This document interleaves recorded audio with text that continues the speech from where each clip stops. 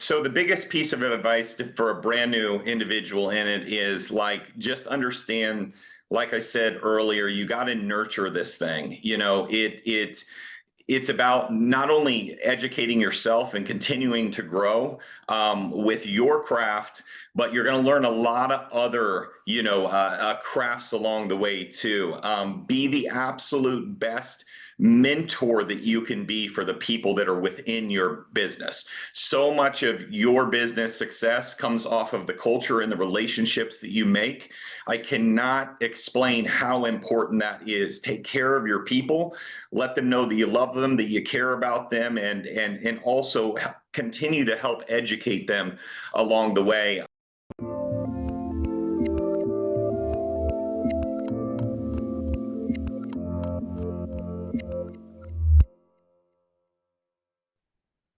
Hey everyone, this is Devin Miller here with another episode of The Inventive Journey. I'm your host, Devin Miller, the serial entrepreneur that's grown several startups into 7 and 8 figure businesses, as well as the founder and CEO of Miller IP Law, where I help startups and small businesses with their patents and trademarks.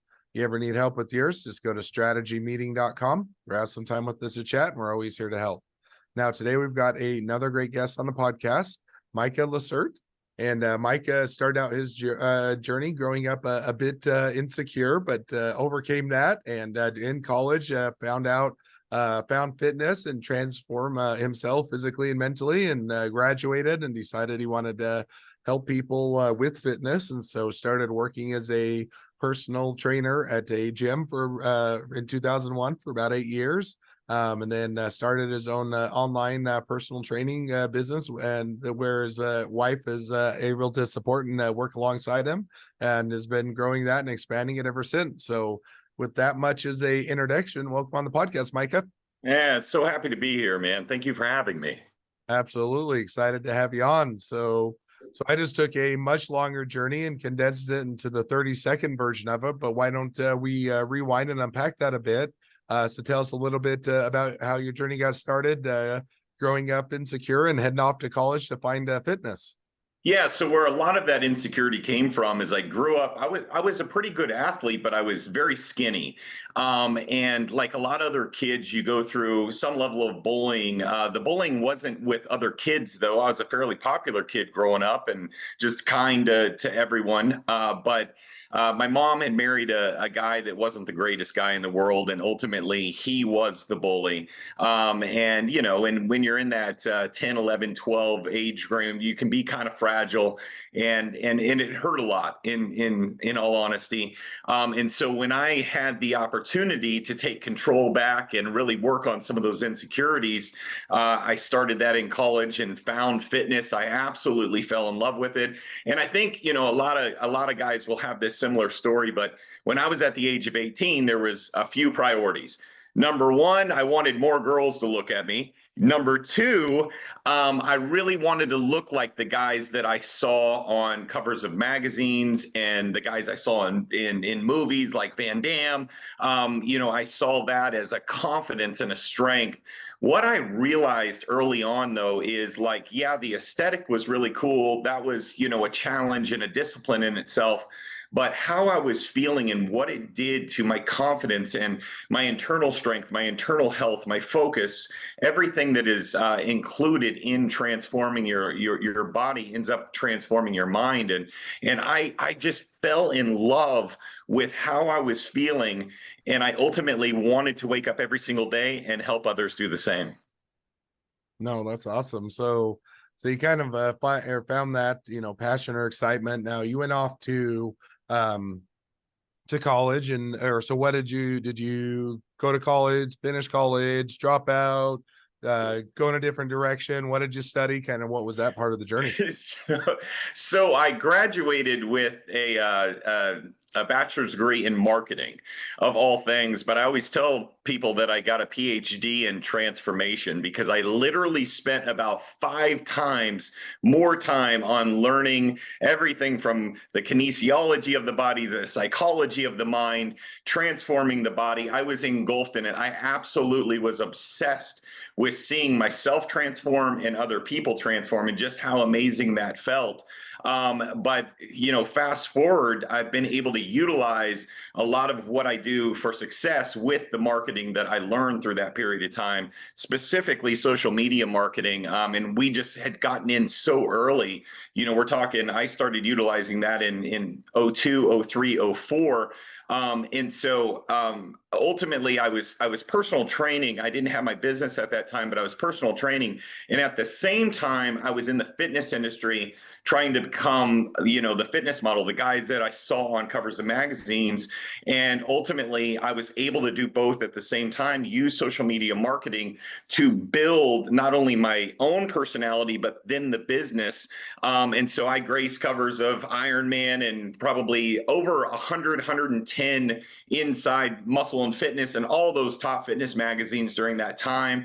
2011, I ended up winning a world championship. So I took it to its full level in the fitness industry and at the same time growing the business. Hmm. So you started out to go or come out of college, you get into personal training, and I think you did that for, was it about 8 years? Is that right? Yeah, I had floated through some corporate gyms. I did kind of my own where I was going home to home. And then ultimately, I worked in kind of a smaller training type of gym only before we ended up opening our own gym. Awesome. So now how did you kind of make that? So you started out doing personal training. How did you get to the point? Was it always the goal that you wanted to open up your own gym and do your own thing, or was it kind of, or was there a tipping point, or kind of what set you in the direction from doing personal training over into branching out to your own thing? Yeah, I think one of the big things that needs to be talked about is the fact that like I knew from a very early age that I probably wasn't extremely manageable. I was the only child. I knew that I needed to kind of do things at the beat of my own drum. I was very creative. I run at 100 miles an hour all the time. I'm good in leadership roles. I needed that sort of structure, and I knew that that would be ultimately having my own facility and making those sorts of choices on a daily basis.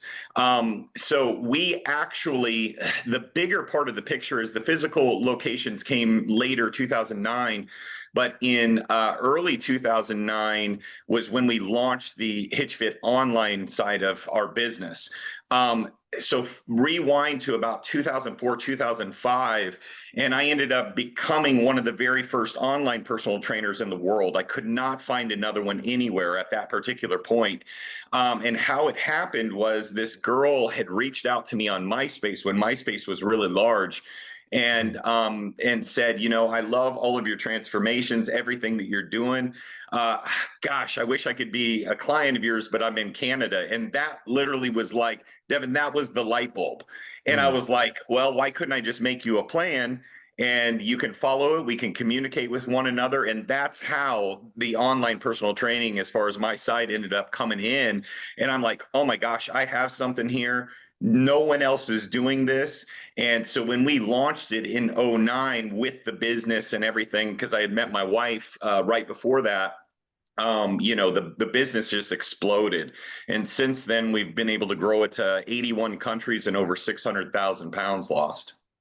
No, and now you started to touch on that because sounds like you guys have grown it and found found success with it. Now as you're starting out and making that leap and saying, okay, it's always a difference from being good at a skill versus being able to run a business and be able to grow it that direction. And some people find out they dive into it and they hate it and they're not good at it and they just go back to providing that service that they're great at. And others Yeah. find that they love it and enjoy it. And some people are in the middle, but as you're starting out, making that leap over to starting to do your own thing and starting to figure it out, was it something that, hey, I've got a good client base in hand and it just took off like a rocket ship? Was it something that you were teetering on the verge of bankruptcy for years or somewhere in between? Kind of give us an idea how it was as you switched over and started out. Well, it was an idea. It wasn't an idea that just launched. I mean, you got to look at all the back play and the back years of buildup before HitchFit actually happened. So it looked like it just took off the minute it did, because it did from when we actually launched the business. But we were doing so much marketing on the back end to figure out if this business would be, as effective as it was going to be. And then ultimately we ended up getting into a situation where, like, right at the same time that we're launching all of this stuff, we're also like growing our fitness presence. My wife and I both, large fitness, in the fitness industry, and magazine covers and TV and reality TV. And so it kind of just worked all at the same time to make this explosion right when we actually launched HitchFit. So it looks like this massive success story altogether. What people don't realize is, like, there is always back end and sometimes years of that, of trial and error and failure before you end up getting it to go.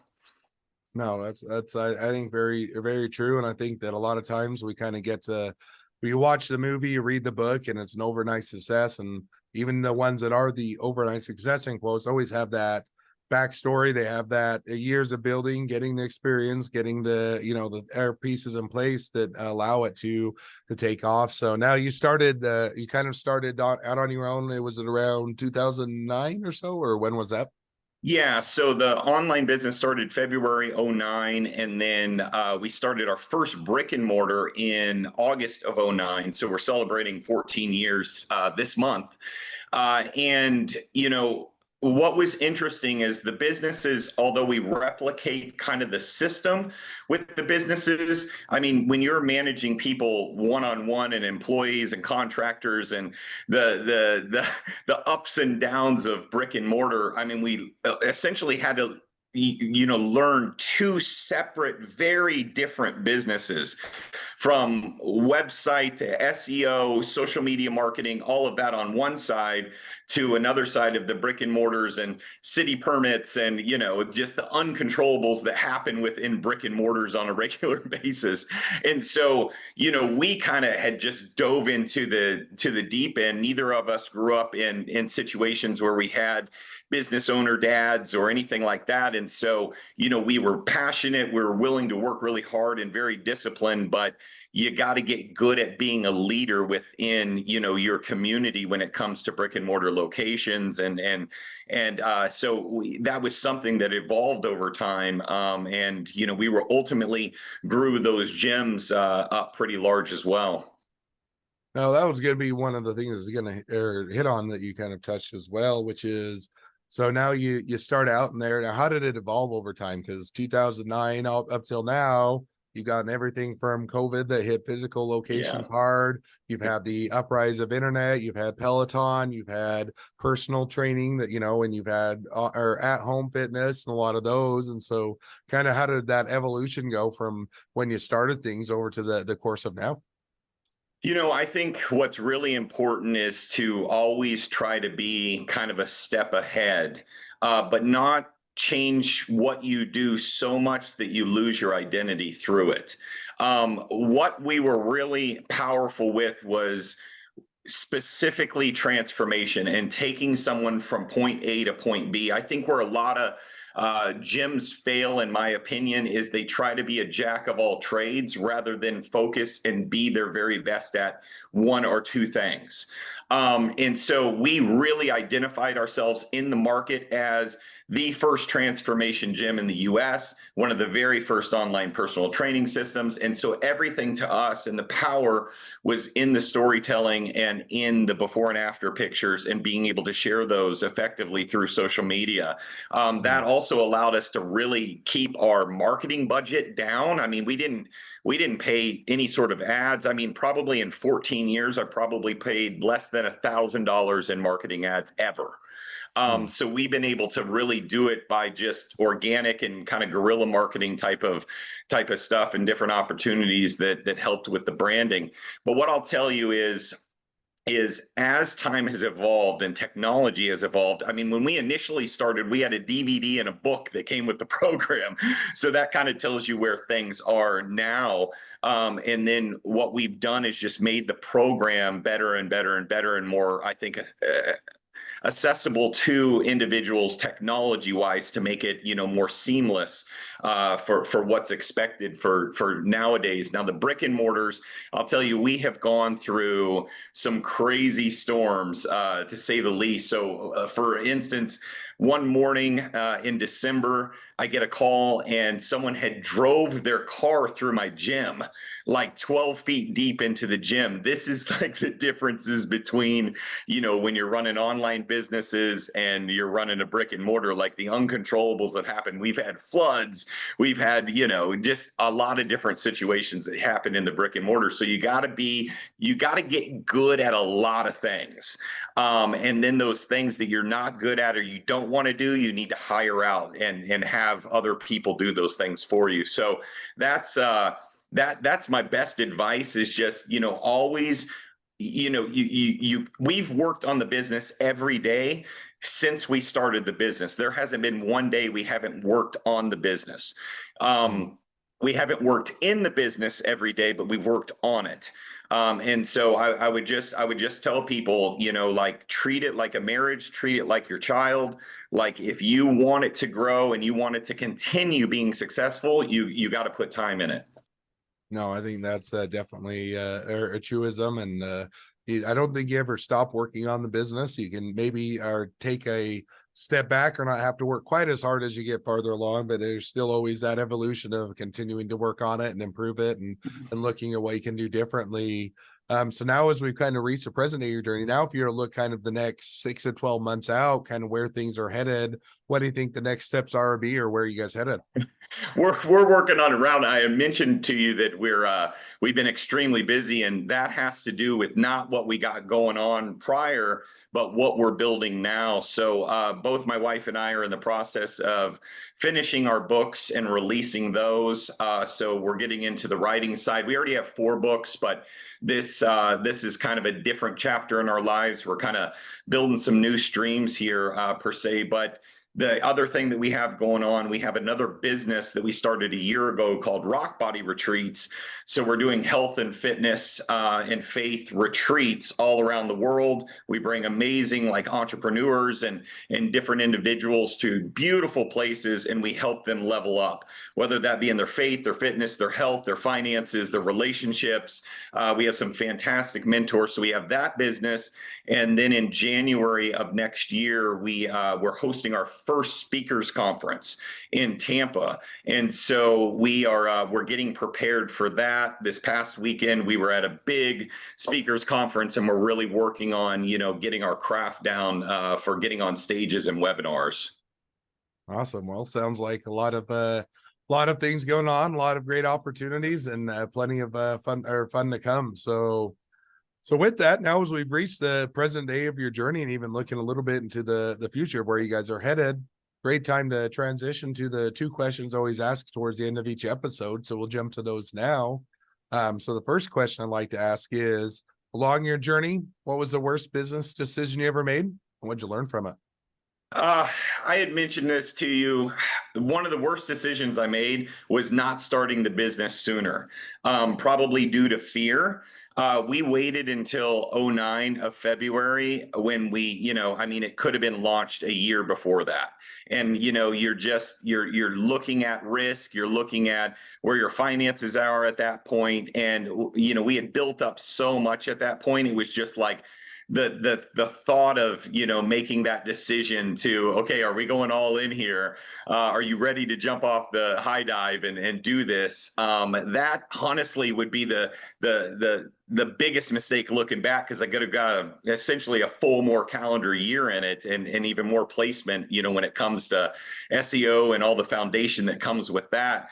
But ultimately, I mean, we made some mistakes along the way with finances and different stuff, but you learn from those. You got to understand, when you go into a business, there's some things that are going to be uncontrollable that pop up, that you got to just deal with. You got to get good at hitting the curveball, as I say. And then there's going to be things that happen that you make a mistake on, and you got to learn from those and make sure you don't continue making those mistakes. So, but just go in, know that you're not going to clock out, for the most part, and build something that you're passionate about, that you love. No, I think that's a great mistake to learn from and some great takeaways. So now the second question I'd like to ask is, so now if you're talking to somebody that's just getting into a startup or a small business, what'd be the one piece of advice you'd give them? So the biggest piece of advice for a brand new individual in it is, like, just understand like I said earlier, you got to nurture this thing. It's about not only educating yourself and continuing to grow with your craft, but you're going to learn a lot of other, crafts along the way too. Be the absolute best mentor that you can be for the people that are within your business. So much of your business success comes off of the culture and the relationships that you make. I cannot explain how important that is. Take care of your people, let them know that you love them, that you care about them, and also continue to help educate them along the way. If you're in a business like myself with my wife, that spousal partnership relationship, you got to make sure that you can also kind of have a balance between making sure that your relationship is still solid and the business is still solid. So anybody can reach out to me. I've had 14 years of this now, and I think we've mastered the communication side when it comes to that.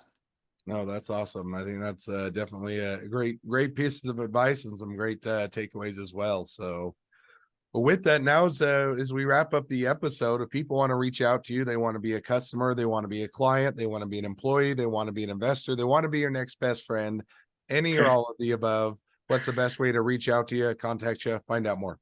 Yeah, we have a free gift. You can go to hitchfit.com/free gift. We have some information there with some ways to lose fat.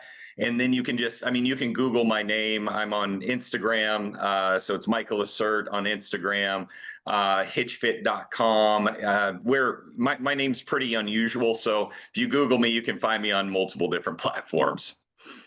Awesome. Well, I definitely encourage people to reach out, get some great tips on fitness, support a great business, and if nothing else, make a new best friend. So, with that, thank you again, Micah, for coming on the podcast. It's been it's been a pleasure. Now, for all of you, the listeners that are out there, if you have your own journey to share and you'd like to be a guest on the podcast, we'd love to have you. So, just go to inventiveguest.com, apply to be on the show. Couple more things as listeners, make sure to click share, subscribe, leave us a review, helps us to reach even more startups and small businesses to help them along their journey to success. And on that note, if you ever need help with patents, trademarks, or anything else with your startup or your small business, just go to strategymeeting.com, grab some time with us to chat, and we're always here to help.